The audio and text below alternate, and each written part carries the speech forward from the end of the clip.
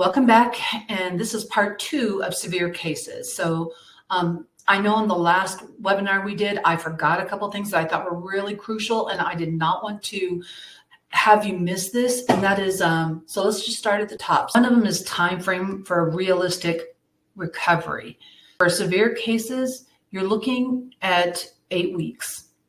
You're looking at 8 weeks. And in 8 weeks, I can end all this horribleness that you're going through. You have to be a little more careful. You need to use slippery elm every time you eat out, even if you're ordering perfectly. It's very important. You need to be very diligent about using slippery elm before you go into a friend's house or not just restaurants, but anywhere where you're not doing the cooking. Now, there's some questions that people have that are severe that need to be answered. One is, if I forget to take my slippery elm before my meal, Lisa was telling me that this gets asked a lot. Can I add it after the fact? Let's say you've started your meal and you realize you've messed up. Pause your meal, take your slippery elm, and just chit chat. Give it 10 minutes. It doesn't. If you take it right when you're eating and just soldier on, it's not going to open up and do what it's supposed to do. It needs that time for the capsule to open up.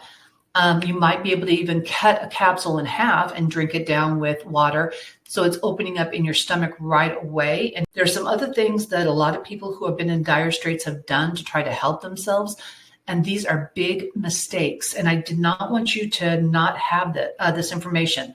One of them is that whatever you do to get relief, sometimes you think that's the answer.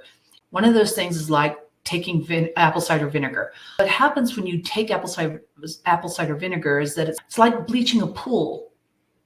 You're going to fix the algae. You're going to kill the algae, but it's going to take forever for the pH to work right.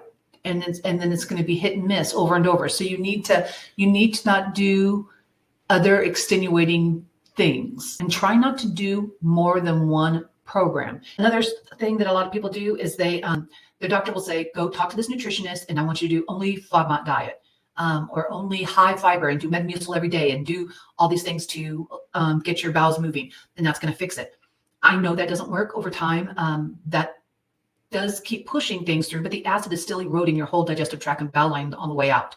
And so if you're taking Metamucil, or you're taking fiber, and you're just pushing things through, and you're still having flares back to back, that's going to teach you that that's not working. There's something called Calm, CALM, plus calcium and magnesium. It has to be that one. So there's to use the one that says Calm plus calcium and magnesium.